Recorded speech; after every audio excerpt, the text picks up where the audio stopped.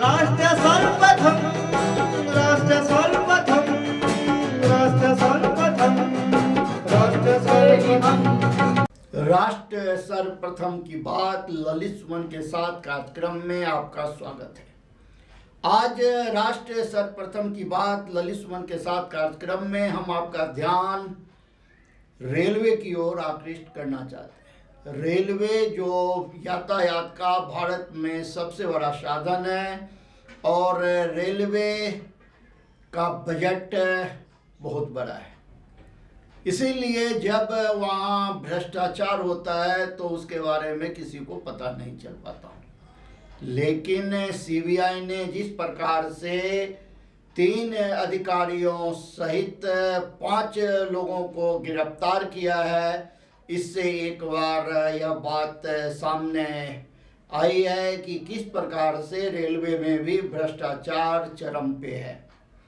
रिश्वत की सबसे बड़ी राशि 1 करोड़ की रकम उत्तर पूर्व फ्रंटियर रेलवे के मुख्य प्रशासनिक अधिकारी महेंद्र चौहान के देहरादून स्थित पैतृक आवास से बरामद किया गया है।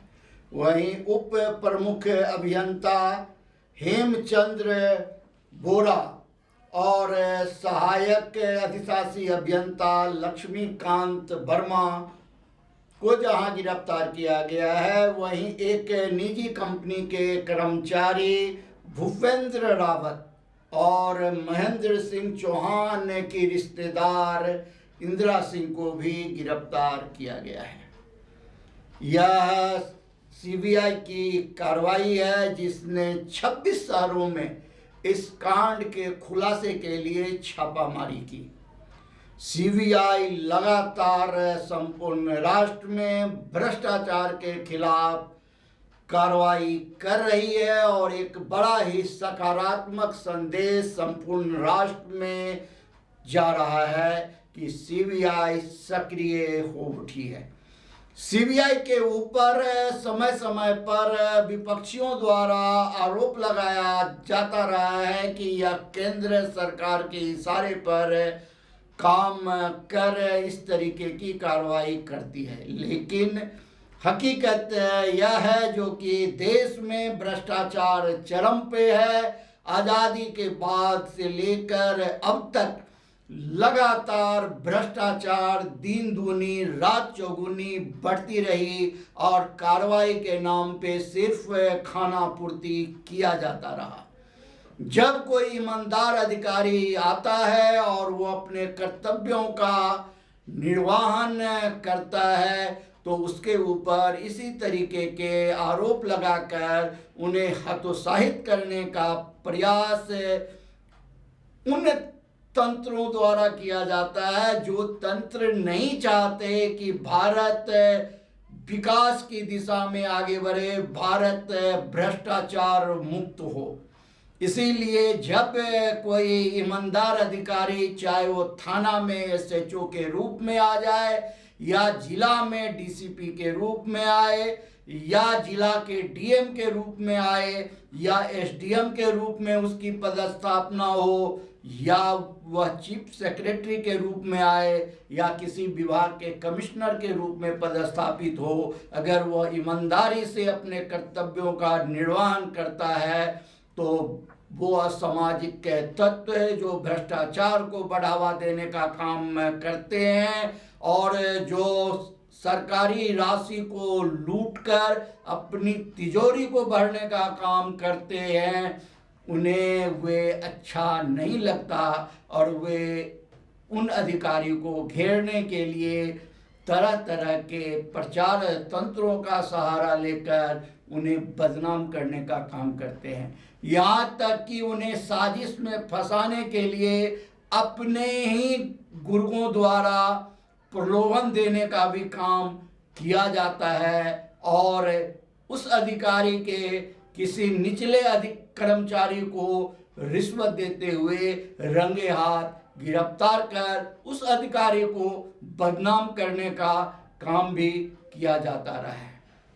ऐसे एक नहीं अनेकों उदाहरण हैं जब भ्रष्टाचार के खिलाफ सख्त कार्रवाई की जाती है तो माफिया तंत्र एक सुनियोजित साजिश के तहत उस अधिकारी को बदनाम करने का प्रयास करते हैं। राष्ट्र सर्वप्रथम की बात ललित सुमन के साथ कार्यक्रम में हम प्रारंभ से इस बात की ओर राष्ट्रवासियों का और आपका ध्यान आकृष्ट करते रहे हैं कि यह राष्ट्र आपका है। आज़ादी के 73 वर्ष बाद भी अगर इस राष्ट्र में भ्रष्टाचार है तो आप कल्पना कीजिए कि इस राष्ट्र में विकास की किरण कब निकलेगी और यह देश कब विकसित राष्ट्र बन पाएगा। 7.5 लाख बलिदानियों ने जब बलिदान दिया तब जाकर के यह राष्ट्र आज आज़ाद है। हम और आप सभी आज़ाद हिंदुस्तान के नागरिक हैं। राजनेता हो या अभिनेता हो, चाहे वो मीडिया कर्मी हो या वो सरकारी अधिकारी हो, भारत का आम नागरिक हो, सभी को भारत के संविधान के तहत एक वोट का अधिकार प्रदान किया गया है। यह एक वोट यह दर्शाता है, यह बताता है कि भारत का प्रत्येक नागरिक एक समान है। भारत का संविधान प्रत्येक के लिए एक समान है। भारत के संविधान के तहत प्रत्येक व्यक्ति को जो कर्तव्य निभाना है वह भी एक समान है। अंतर सिर्फ ये है कि जिन्हें जिस पद पर बैठाया गया है वे अपने पद की मर्यादा की रक्षा करते हुए, कानून और संविधान का पालन करते हुए राष्ट्र को आगे बढ़ाने की दिशा में, राष्ट्र को सर्वप्रथम बनाने की दिशा में अपना सकारात्मक सहयोग दें। लेकिन जब वो सकारात्मक सहयोग देने की जगह अपने स्वार्थ पूर्ति में लग जाते हैं तो वहीं से विकास की गति अवरुद्ध होती है और इस तरीके के भ्रष्ट अधिकारी को गिरफ्तार करने के लिए सीबीआई जैसी एजेंसी को 26 स्थानों पर छापामारी करना पड़ता है और उन्हें 1 करोड़ रुपए की राशि के साथ उनके पैतृक निवास से बरामद कर जनता के सामने और सरकार के सामने लाया जाता है। अब सवाल यहाँ यह उठता है कि यह देश जब आपका है, आप इस देश के हैं, देश आज आज़ाद है, आप आज़ाद हिंदुस्तान के नागरिक हैं, तो फिर आप किसके लिए लूट रहे हैं और आप जो यह लूट रहे हैं यह राशि लेकर के आप कहाँ जाएंगे? यह एक बहुत बड़ा सवाल है। इस सवाल का जवाब प्रत्येक व्यक्ति को अपने अंदर ढूंढने की आवश्यकता है और उन सवालों का जवाब उन्हें स्वतः ही मिल जाएगा। राष्ट्र सर्वप्रथम की बात ललित सुमन के साथ कार्यक्रम में इस तरीके के अनेक मुद्दे पर चर्चा लगातार होती आ रही है और भविष्य में भी होती रहेगी। आप अपने क्षेत्र से जो सच्ची खबरें हैं, जमीन से जुड़ी खबरें हैं, जो भी बातें हैं, जिस प्रकार से आप भेज रहे हैं आगे भी आप भेजते रहिए। हम राष्ट्र सर्वप्रथम की बात ललित सुमन के साथ कार्यक्रम में आज फिर से एक बार दिल्ली सरकार, केंद्र सरकार, दिल्ली के उपराज्यपाल का ध्यान आकृष्ट करना चाहेंगे, क्योंकि दिल्ली के 14,000 शिक्षक ने बच्चों को पढ़ाने से इनकार कर दिया है क्योंकि उन्हें 5 महीने से वेतन नहीं मिल पाया है। दिल्ली नगर निगम के कर्मचारी पहले ही सफाई कर्मचारी हड़ताल पर हैं और दिल्ली में चारों बगल गंदगी का साम्राज्य स्थापित हो चुका है। भारत के प्रधानमंत्री नरेंद्र मोदी ने संपूर्ण देश में गांधी जयंती के अवसर पर 2 अक्टूबर के अवसर पर जो एक संदेश दिया था स्वच्छता अभियान का, जिसका असर संपूर्ण राष्ट्र में देखा गया और भारत की राजधानी में उसकी धज्जियां खुलेआम उड़ रही है। सड़कों गलियों पर गंदगी का साम्राज्य स्थापित हो चुका है। अब तो कई सड़कों की स्थिति ये है कि वहाँ एकत्र गंदगी के कारण सड़कों से गुजरना मुश्किल हो रहा, क्योंकि बदबू आ रही है। कोरोना काल में इस प्रकार से सड़कों के किनारे गंदगी एकत्र होना किसी भी दृष्टिकोण से उचित नहीं है।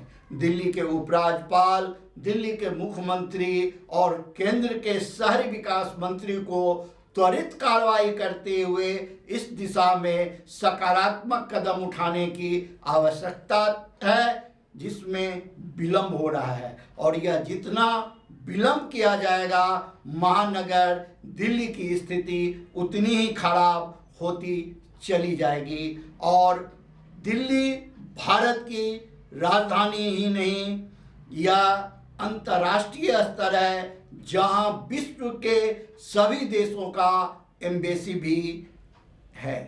अगर समय रहते हुए इस पर ध्यान नहीं दिया गया तो कर्मचारी, शिक्षक, नर्स और डॉक्टर के हड़ताल का जो परिणाम दिल्ली वालों को भुगतना होगा, वो तो वे भुगतेंगे ही। भारत की छवि अंतर्राष्ट्रीय स्तर पर खराब होगी और फिर यह सवाल उठेगा, जो इसके लिए जिम्मेवार कौन है। अभी समय है एक ब्रेक का, हम चलते हैं ब्रेक पर और आप कहीं जाए नहीं। हम ब्रेक के बाद लौट के आते हैं, फिर हम ढेर सारे मुद्दे पर आपसे चर्चा करेंगे। मदर इंडिया परिवार की ओर से समस्त राष्ट्रवासियों को नव वर्ष 2021 की हार्दिक शुभकामनाएं।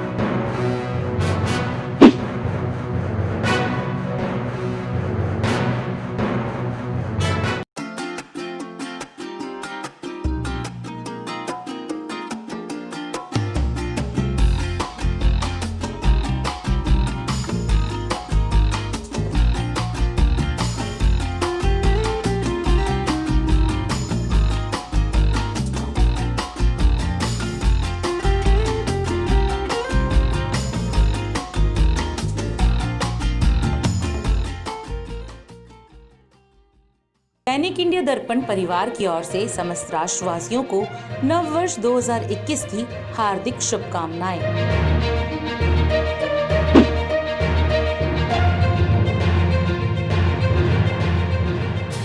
राष्ट्र सर्वप्रथम की बात ललित सुमन के साथ ब्रेक के बाद एक बार आपका फिर से स्वागत है। हम ब्रेक पर जाने से पहले आपसे चर्चा कर रहे थे जो दिल्ली में नगर निगम के हड़ताल के कारण कितनी भयंकर स्थिति उत्पन्न होती चली जा रही है, वो भी कोरोना काल में।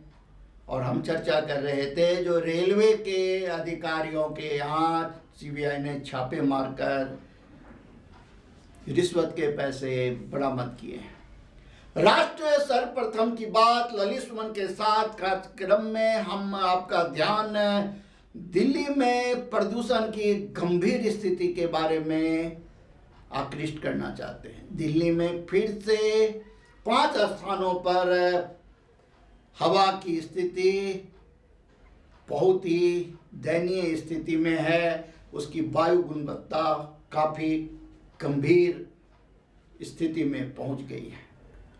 महानगर दिल्ली की स्थिति सभी दृष्टिकोण से लगातार खराब होती चली जा रही है। जबकि दिल्ली भारत की राजधानी है, लेकिन यहाँ चिराग तले जो अंधेरा है, इस अंधेरा को दूर करने की ज़रूरत है। यह सभी की जिम्मेवारी है, चाहे वो निगम में बैठे निगम पार्षद हों या प्रदेश में विधायक हों या सेंट्रल के सांसद हों। यह सभी की जिम्मेवारी है जो दिल्ली के मतदाता ने, दिल्ली की जनता ने, दिल्ली के आम लोगों ने जो उन्हें अपना एक कीमती मत देकर उन्हें इस लायक बनाया है, यह सम्मान है उन्हें दिया है, उन्हें यह अधिकार दिया है, वे अपने कर्तव्यों का उचित निर्वाह करते हुए ईमानदारी पूर्वक दिल्ली के विकास में अपना सकारात्मक सहयोग प्रदान करें और दिल्ली की जो यह गंभीर समस्याएं हैं उसके निदान की दिशा में त्वरित कार्रवाई करें। राष्ट्र सर्वप्रथम की बात ललित सुमन के साथ में हम आपका ध्यान इस ओर भी आकृष्ट करना चाहेंगे कि दिल्ली के एक सांसद संजय सिंह को जान से मारने की धमकी दी गई और संजय सिंह ने नॉर्थ एवेन्यू थाना में इसकी शिकायत की। थाना ने मामला दर्ज कर इसकी जांच शुरू कर दी है। भारत की राजधानी में इस तरीके से एक सांसद को धमकी दिया जाना और सांसद द्वारा अपनी जान की सुरक्षा के लिए थाने में लिखित शिकायत देना भी एक बहुत बड़ा सवाल उत्पन्न करता है।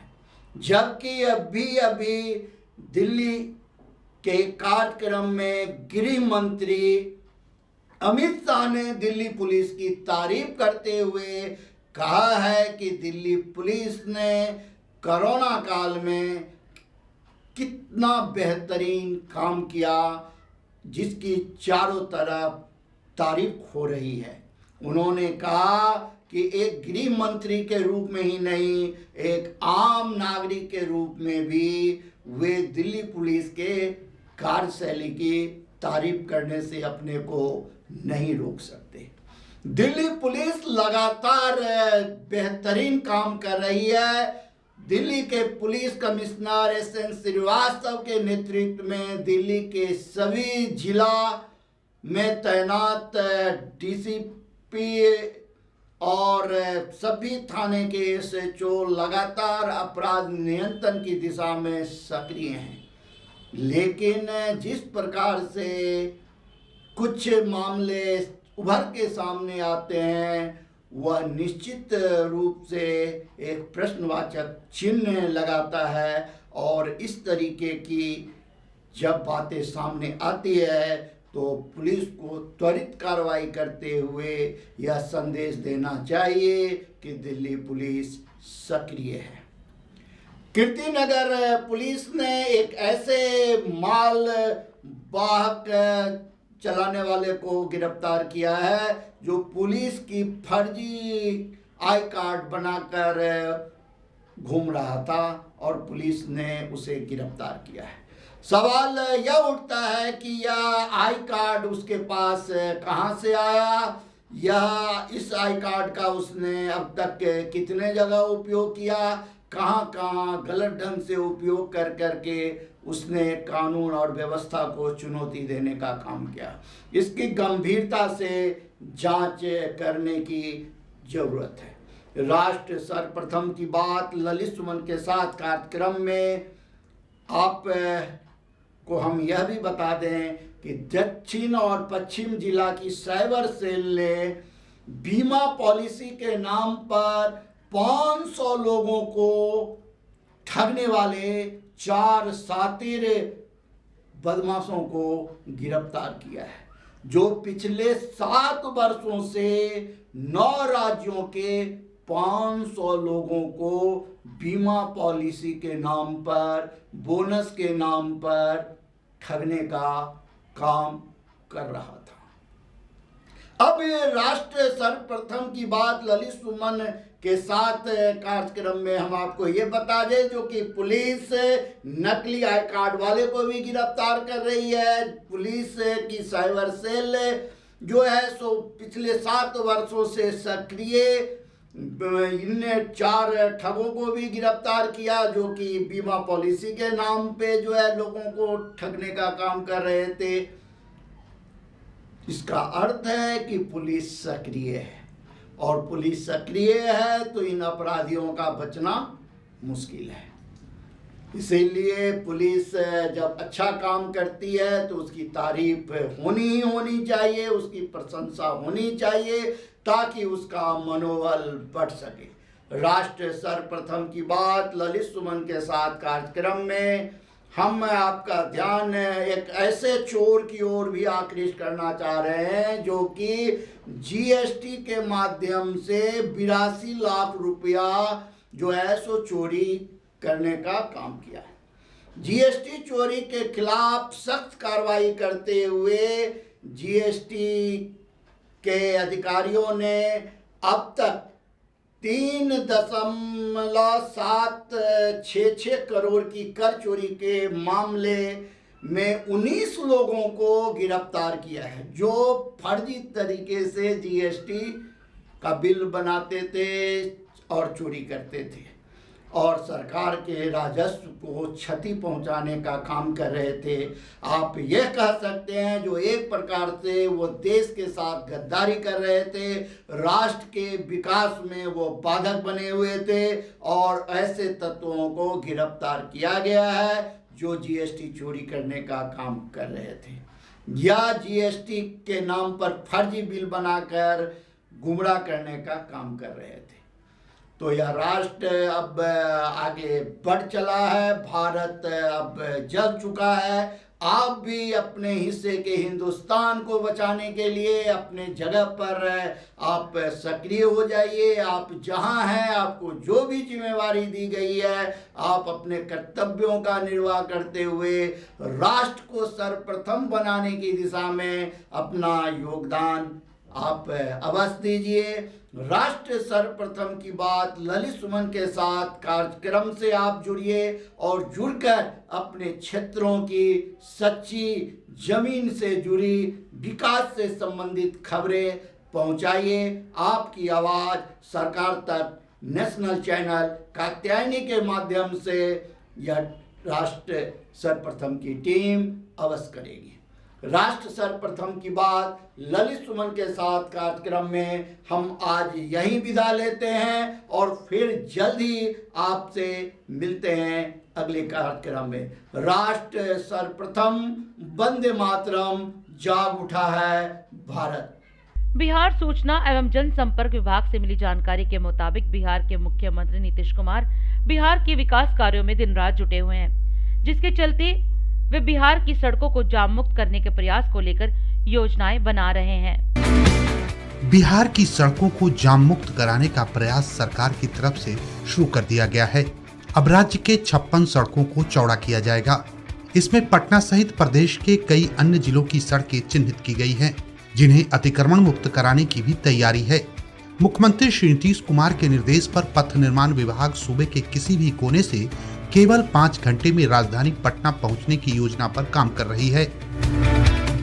पथ निर्माण विभाग ने जिन सड़कों को चिन्हित किया है उनमें पूर्वी चंपारण, किशनगंज, समस्तीपुर, शेखपुरा, सीतामढ़ी और सहरसा की एक सड़क, भागलपुर, अरवल, मधुबनी, मुंगेर, पश्चिम चंपारण, सीवान, कैमूर, औरंगाबाद, पटना और रोहतास की 2-2 सड़कें एवं बक्सर, बेगूसराय, भोजपुर, खगड़िया, पूर्णिया और नालंदा की 3-3 सड़कें हैं तथा मधेपुरा और गोपालगंज की 4-4 सड़कें शामिल हैं। सरकार के 7 निश्चय योजना पार्ट 2 के तहत राज्य भर में कुल 120 बाईपासों का निर्माण होगा। इन्हें सुलभ संपर्कता योजना के तहत बनाया जाएगा। इसे करीब 3 साल के अंदर तैयार किया जाना है। तब तक जाम की समस्या से निजात पाने के लिए जरूरी कदम उठाए जाएंगे। मुख्यमंत्री 7 निश्चय पार्ट 2 के तहत युवाओं को प्रशिक्षित करने के लिए दरभंगा में नेशनल स्किल इंस्टीट्यूट खोलने की पहल शुरू कर दी गई है। यह बिहार का पहला राष्ट्रीय कौशल विकास इंस्टीट्यूट होगा, जहां लड़के लड़कियां प्रशिक्षण ले सकेंगे। इसके लिए जमीन भी चिन्हित कर ली गई है। यह इंस्टीट्यूट 7 एकड़ में बनेगा। इसमें बाजार की मांग के अनुरूप अत्याधुनिक ढंग से ट्रेनिंग दी जाएगी। सड़क सुरक्षा माह की शुरुआत राजधानी पटना में सोमवार से हुई। इस मौके पर परिवहन मंत्री श्रीमती शीला कुमारी ने कार्यक्रम को संबोधित किया। राष्ट्रीय सड़क सुरक्षा माह के अंतर्गत 18 जनवरी से 17 फरवरी तक वाहन चेकिंग के अलावा कई अन्य गतिविधियां होंगी, जिनके तहत लोगों को जागरूक किया जाएगा। किसानों से धान अधिप्राप्ति को लेकर राज्य सरकार पूरी तरह तत्पर है। कृषि, सहकारिता एवं गन्ना उद्योग मंत्री श्री अमरेंद्र प्रताप सिंह ने कहा है कि किसानों से धान खरीद के संबंध में राज्य सरकार और विभाग ने ठोस कदम उठाए हैं। यह सुनिश्चित किया गया है कि इसमें बिचौलिया, मिलर या व्यवसायी एमएसपी का लाभ न उठा पाए। साथ ही यह सुनिश्चित किया गया है कि पैक्स को कभी पैसे की दिक्कत न हो। पैक्स पहले अलॉटमेंट में धान की खरीद कर ले, दूसरा अलॉटमेंट तैयार है। धान खरीद के मामले में सरकार ने इसको सुनिश्चित किया है कि धान किसानों से ही खरीद हो सके। इसमें बिचौलिया या मिलर व्यवसायी इस एमएसपी का लाभ न उठा पाए, इसको सुनिश्चित करने के लिए सरकार ने और विभाग ने ठोस कदम उठाए हैं। हमने यह भी सुनिश्चित किया है कि पैक्स को कभी पैसे की दिक्कत न हो। पैक्स जो पहला अलॉटमेंट में जो खरीद करना है वो खरीद कर ले, इसके बाद दूसरा भी उसका अलॉटमेंट तैयार है। हम लोगों ने सीसी लिमिट बढ़वा दिया, बैंक को गारंटी दे दिया, पैसा भी दे दिया, वो पैसा उनको तुरंत मिल जाएगा। खगड़िया के जिलाधिकारी आलोक रंजन घोष ने प्रगतिशील कृषक कार्यशाला के दौरान प्राप्त प्रतिवादों पर की गई कार्रवाई की समीक्षा की। इस दौरान उन्होंने संबंधित पदाधिकारियों को आवश्यक दिशा निर्देश दिए। बढ़ते ठंड के मद्देनजर मधुबनी के जिला पदाधिकारी अमित कुमार ने रेलवे स्टेशन, बस स्टैंड एवं अन्य स्थलों पर गरीबों के बीच कंबल का वितरण किया। इस प्रयास की हर ओर सराहना हो रही है। जहानाबाद के जिला अधिकारी ने बढ़ती ठंड और शीतलहरी के मद्देनजर गौरक्षणी मंदिर के पास जरूरतमंद व्यक्तियों के बीच बड़ी संख्या में कंबल का वितरण किया। इस दौरान उन्होंने सभी को ठंड से सुरक्षित रहने को कहा। सहरसा के जिलाधिकारी कौशल कुमार की अध्यक्षता में प्रधानमंत्री मत्स्य संपदा योजना के अंतर्गत जिला स्तरीय समिति की बैठक की गई। इस दौरान उन्होंने कई आवश्यक दिशा निर्देश दिए। मदर इंडिया परिवार की ओर से समस्त राष्ट्रवासियों को नव वर्ष 2021 की हार्दिक शुभकामनाएं।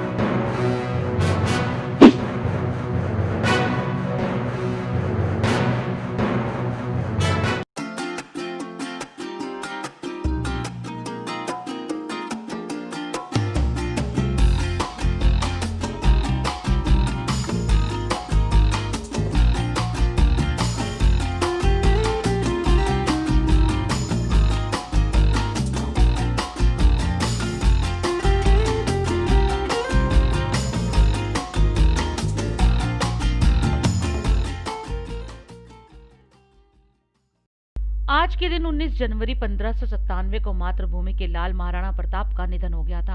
आपको बता दें कि वे ऐसे वीर पराक्रमी थे जिनकी मृत्यु के बारे में सुनकर उनके दुश्मन तक की आंखें नम हो गई थी। भारत मां के पुत्र का जन्म राजस्थान के कुंभलगढ़ में 9 मई 1540 में हुआ था। उनकी मां का नाम जयंता बाई था। उनके पिता मेवाड़ के राजा उदय सिंह राणा थे। आपको बता दें कि महाराणा प्रताप बचपन से ही साहसी, वीर, स्वाभिमानी और स्वतंत्रता प्रिय राजकुमार थे। महाराणा प्रताप ने बचपन में ही तलवार चलाने का प्रशिक्षण ले लिया था। महाराणा प्रताप का कद 7.5 फुट ऊंचा था और उनका वजन 110 किलोग्राम था। उनकी सुरक्षा कवच का वजन 72 किलो और भाले का वजन 80 किलो था और वे खुद युद्ध में 200 किलो से ज्यादा का वजन उठाकर युद्ध करते थे। आपको बता दें कि राजस्थान के कई परिवार अकबर की शक्ति के आगे घुटने टेक चुके थे, किंतु महाराणा प्रताप ने अपनी मातृभूमि को बचाने के लिए संघर्ष करते हुए अकबर के सामने कभी भी आत्मसमर्पण नहीं किया। इस दौरान महाराणा प्रताप और अकबर के बीच हल्दी घाटी युद्ध भी हुआ, जो आज भी इतिहास के पन्नों में दर्ज है। 4 घंटों तक चले इस युद्ध में न किसी की हार हुई न जीत। महाराणा प्रताप के पराक्रम की वजह से उनका नाम आज भी इतिहास के पन्नों में चमक रहा है। महाराणा प्रताप की तरह उनके घोड़े चेतक की वीरता के चर्चे भी होते हैं, जिसमें उसने अपनी जान दांव पर लगाकर अपने प्राण प्रिय राजा महाराणा प्रताप की रक्षा की थी। लेकिन आखिरकार शिकार के दौरान लगी चोट के कारण महाराणा प्रताप की मृत्यु हो गई थी। आज भारतीय टीम ने वो कर दिखाया जिसकी उम्मीद लोगों ने कम ही रखी थी। आज की जीत ने दिखा दिया कि हमारे भारतीय खिलाड़ी हर मुश्किल का सामना डट कर करते हैं और वे एक टीम की तरह काम करते हैं। जहां आज भारत ने ब्रिस्बेन टेस्ट को 2-1 से जीतकर पूरी दुनिया में अपना दम दिखा दिया। इसके साथ ही भारत ने तीसरे साल भी बॉर्डर गावस्कर सीरीज पर भी कब्जा जमा लिया है। बता दें कि 32 सालों में ब्रिस्बेन में ऑस्ट्रेलिया की पहली हार है। जानकारी के अनुसार ऋषभ पंत ने 89 रन की पारी खेलकर टीम को मैच जिताया। पहले उन्होंने 23 रन की पारी खेली थी। उन्हें इस मैच में मैन ऑफ द मैच चुना गया। इस जीत पर देश के प्रधानमंत्री नरेंद्र मोदी ने भी भारतीय टीम को बधाई देते हुए कहा कि भारतीय क्रिकेट टीम की ऑस्ट्रेलिया में जीत से हम सभी बेहद खुश हैं। खिलाड़ियों की विशेष ऊर्जा और जुनून पूरे समय नजर आई। उन्होंने कड़ी मेहनत के साथ साहस और संकल्प दिखाया। टीम इंडिया को भविष्य के लिए उन्होंने शुभकामनाएं दी। इसके साथ ही बीसीसीआई ने टीम इंडिया को 5 करोड़ रुपए बोनस देने की घोषणा की है। राष्ट्र सर्वप्रथम के माध्यम से बिहार के मुख्यमंत्री नीतीश कुमार ने ऑस्ट्रेलिया में भारतीय क्रिकेट टीम की शानदार जीत पर सभी खिलाड़ियों को बधाई और शुभकामनाएं दी। राष्ट्र सर्वप्रथम, राष्ट्र सर्वप्रथम, राष्ट्र सर्वप्रथम, राष्ट्र सर्वप्रथम।